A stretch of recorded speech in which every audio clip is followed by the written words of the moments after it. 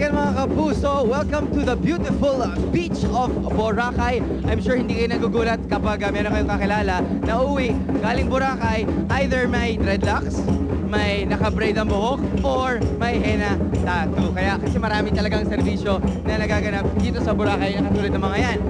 Unahin na muna natin ang pagde-dreadlocks. Kasama ko ngayon si Asobe, 5 years na nagde-dreadlocks. At gusto natin malaman kung paano nga ba nila ginagawa ang dreadlocks. Una muna, ano yung gamit-gamit mong pangsungkit? Crochet or gansilyo. Crochet or gansilyo. Bakit kailangan yan habang nagde-dreadlocks ka?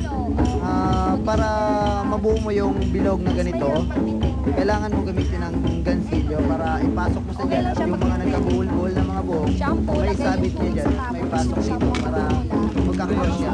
Para mag-cross yung buhok. So ginagamit mo yung crochet para ipasok mo doon, hugutin mo yung para magkabuhol-buhol silang dalawa. Okay, kailangan syempre pag dreadlocks mahabang buhok mo. Gaano kaiksi pwede? 3 inch.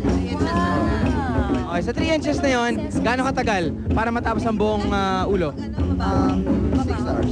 6 hours. Pinakamahaba na yan. Maximum 6 hours. Magkano yun? Sa inyo is yung regular rate. 2.5. Yun yung pinaka-minimum. Siyempre, pag mas mahaba buhok, mas mahal.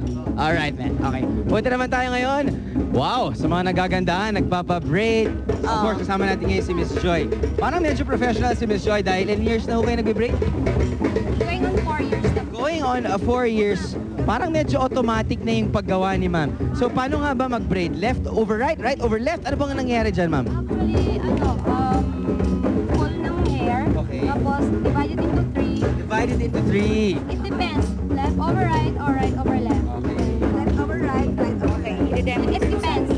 Ano po yung gusto ninyo? At gumagamit kayo ng rubber band. Rubber bands. Ito po, yung spray kailangan. Pwede bang malalaki? Pwede. Hindi, then look what I'm doing. Oh, pwede ba yan? Parang balik. Pwede rin. Pero kailangan magaling ka mag-maintain. Opo. Kasi pwede, babaho. Yes, babaho po siya.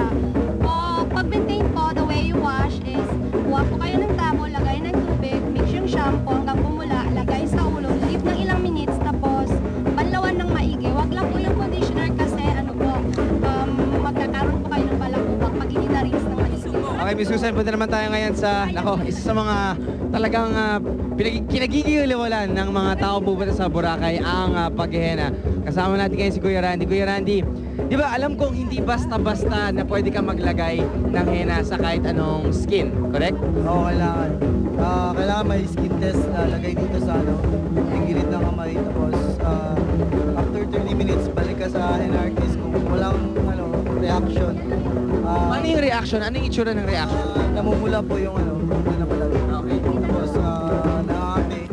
Pero, isa din na kailangan hindi ka wala kang pawis bago mamaya para walang reaction. Now, sabihin na natin after 30 minutes, okay na ako, Kuya Randy.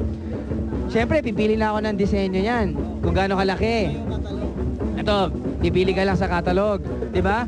Tapos doon, pag natapos mo na yung disenyo, hanggang kailan pwede kang maligo? Kailangan ka ba magantay pa? After 2 hours, i-wash mo siya para matanggal yung flakes. And then, 2 weeks siya mawala. So, okay, maraming salamat, Kuya Randy.